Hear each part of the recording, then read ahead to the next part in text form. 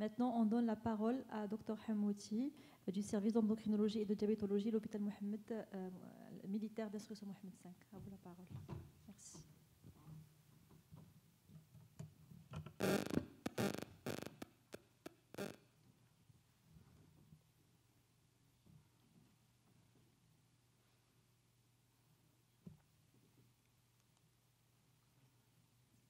Donc, on insiste sur le respect du temps, s'il vous plaît. D'accord? Merci. Bonjour, je m'appelle Ihsan Hamouti et je viens vous parler aujourd'hui du cancer vésiculaire de la thyroïde réfractaire à l'irathérapie pour mise au point et cas clinique. Le cancer de la thyroïde est le premier cancer endocrinien et constitue 2,5% de tous les cancers avec une nette prédominance féminine.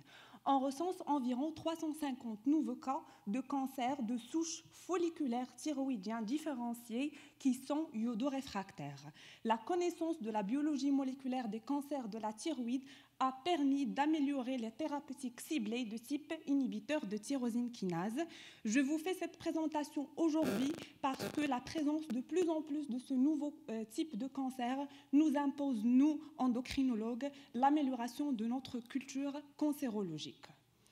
Sur le plan épidémiologique, nous décrivons deux sous-populations atteintes de cancer de la thyroïde, ceux qui ont un cancer curable par la chirurgie plus ou moins l'irathérapie, fort heureusement c'est la tranche la plus large des patients, et puis ceux qui ont un cancer à haut risque de rechute et de décès. Qu'est-ce que finalement le cancer iodoréfractaire? Eh bien, il s'agit de cancers qui comptent en moins une métastase bien visible sur une imagerie de coupe, mais qui ne fixe pas l'iode 131, ou bien c'est des métastases qui fixent l'iode mais qui ne répondent pas au traitement, ou bien une maladie cancéreuse d'origine thyroïdienne qui persiste après l'administration d'une dose cumulée d'iode 131 supérieure à 600 millicuries. Et d'où vient le caractère de cette iodoréfraction? Eh bien, le plus probablement, il est dû à la réduction de l'expression du symporteur iodure sodium sur la membrane latérobasale des thyréocytes cancéreuses. Pour notre cas clinique, il s'agit d'une patiente âgée de 54 ans qui a un carcinome vésiculaire de la thyroïde classé PT2N1B-M1, métastatique au niveau de l'os et du poumon, qui a reçu 600 millicuries d'iode radioactif et qui garde une maladie persistante et rapidement progressive avec des TG toujours élevés. On a refait la relecture anatomopathologique et on a considéré comme carcinome de souche folliculaire différencié en cellules vésiculaires réfractaires à l'irathérapie. Donc, ceux-ci sont ces scintigraphies post-IRA après avoir cumulé 600 millicuries d'iode radioactif en 2017. Un an après, nous refons la scintigraphie diagnostique et nous avons objectivé de nouvelles métastases osseuses qui n'ont pas répondu à la thérapeutique. Quelle est finalement l'origine génétique du cancer thyroïdien? Ceci est une cellule tumorale thyréocytaire.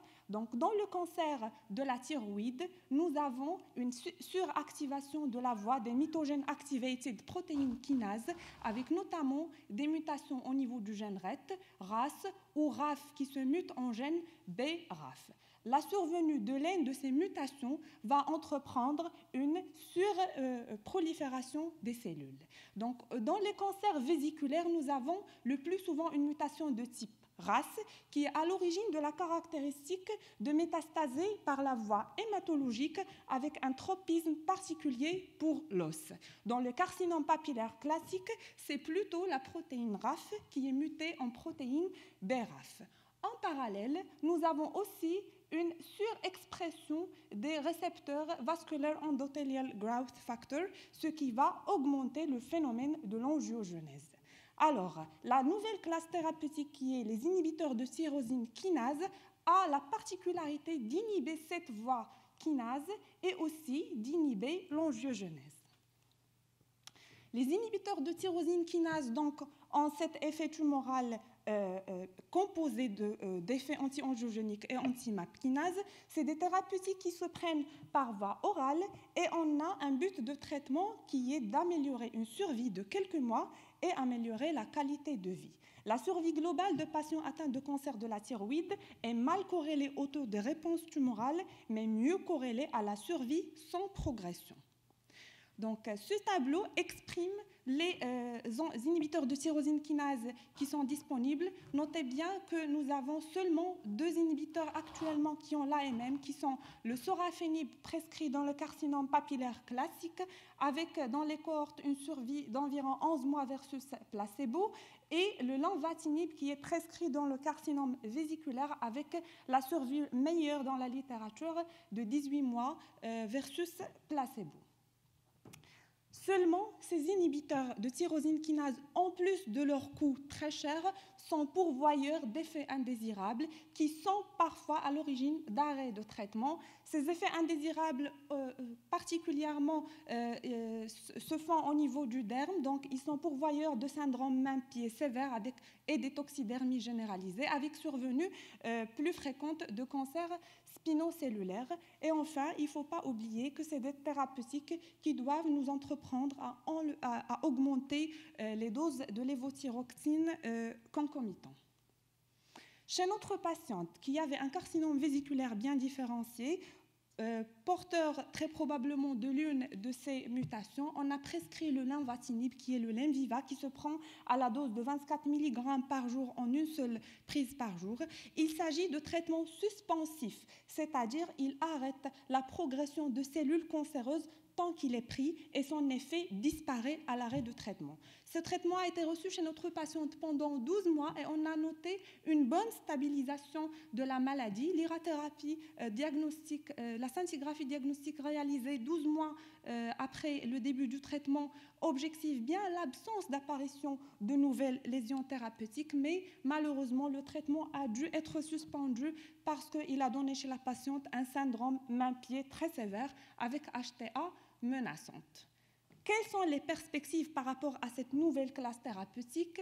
Eh bien, si on connaît mieux la biologie moléculaire des cancers de la thyroïde, nous aurions des séries plus homogènes de patients, nous connaîtrons mieux la physiopathologie du cancer et du coup, nous choisirons mieux les thérapeutiques ciblées et nous assurerons une meilleure réponse chez nos patients atteints de cancer de la thyroïde. Il existe aussi une nouvelle piste thérapeutique dans la littérature qui est la thérapeutique qui donnerait une resensibilisation à l'iode radioactif. Dans la littérature, nous avons des datas pourvoyeuses pour l'acide valproïque, le dépakine, et puis de nouvelles molécules comme le selumetinib. Il existe aussi un groupe français, le TUTIREF, qui est attaché à la Société française d'endocrinologie, qui fait des RCP nationales pour statuer par rapport à ces types de cancers et offrir aux malades la meilleure option thérapeutique possible. Je vous remercie.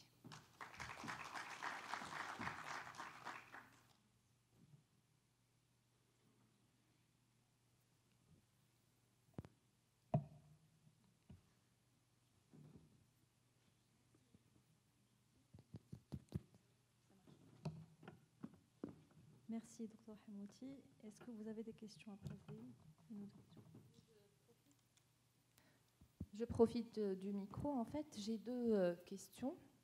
Je sais qu'en fait, nos collègues enseignants à l'hôpital militaire de Marrakech ont une large expérience avec ces molécules, les oncologues. J'aimerais bien connaître à l'échelle de Rabat, est-ce que vous faites systématiquement le dépistage BIRAF biomarqueur en fait dans les cancers de la thyroïde, et quelle est en fait votre série, votre expérience, votre expertise par rapport à ces inhibiteurs de tyrosine kinase? Ouais.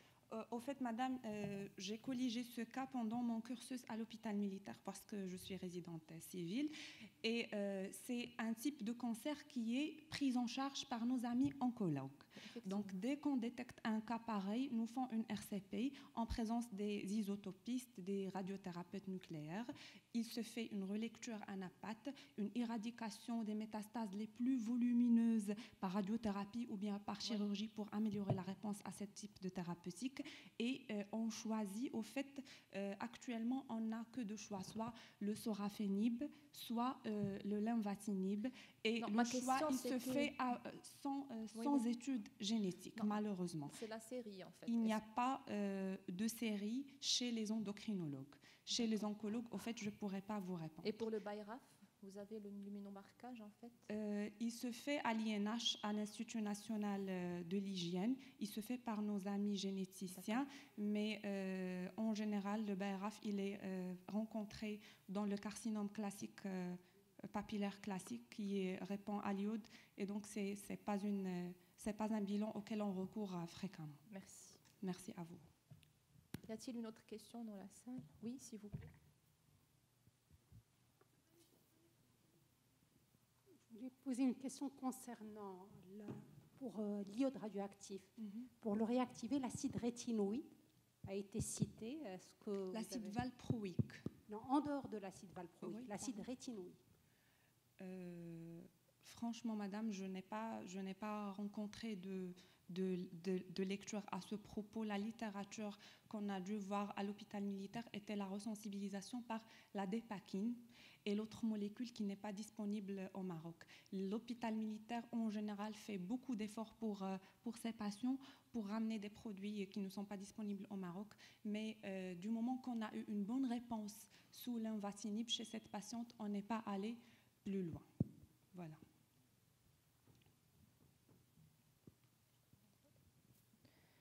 Il n'y a pas d'autres questions? Oui, une autre question, s'il vous plaît.